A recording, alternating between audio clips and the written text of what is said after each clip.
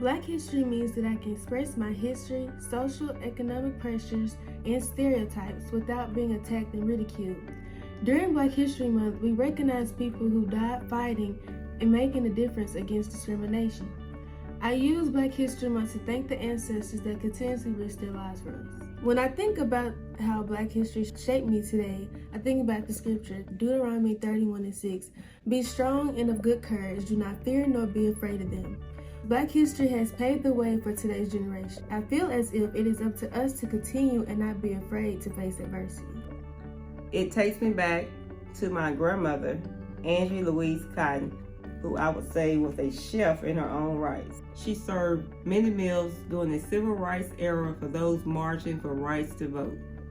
She had great tasting food that she liked to carry her recipes down to the next generation, which now we have the opportunity to pair with our cousin with his catering company, which is well known now with the Mojo's Catering, owned by Joe and Antoinette Cotton, based out of Hattiesburg, and which we're fortunate to be based in Madison, Mississippi, with our fresh-grown vegetables by Cotton's Farms, which is our very own Reverend Robert and Annie Cotton. My grandmother always wanted us to be able to farm, raise our own vegetables, be able to provide for our own. So our Black history for me is based on family. Family is important.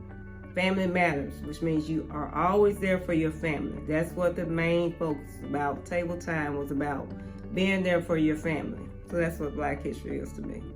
My name is Ciela Gibbard. I'm a registered nurse. There have been many Black historians that have paved the way to modern medicine. In 1837, James McCune Smith became the first African American male to attain a medical degree. That means he could practice as a medical doctor. In 1864, Rebecca Crumpler became the first African American female to attain a medical degree. A man was stabbed in the chest. It went to his heart.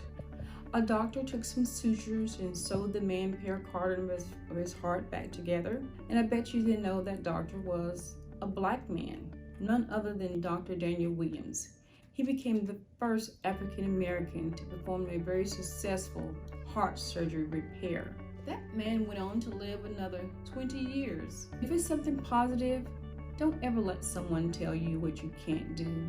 You show them what you can do. I'm Cleola Taylor. And today for Black History, I would like to salute Miss Mary Eliza Mahoney. Miss Mahoney was one of the first African American nurses to practice professionally in the United States in 1879. And also, I was informed by some of my older co-workers that when they began their nursing career, the white nurses took care of the white patients and the Black nurses took care of the Black patients.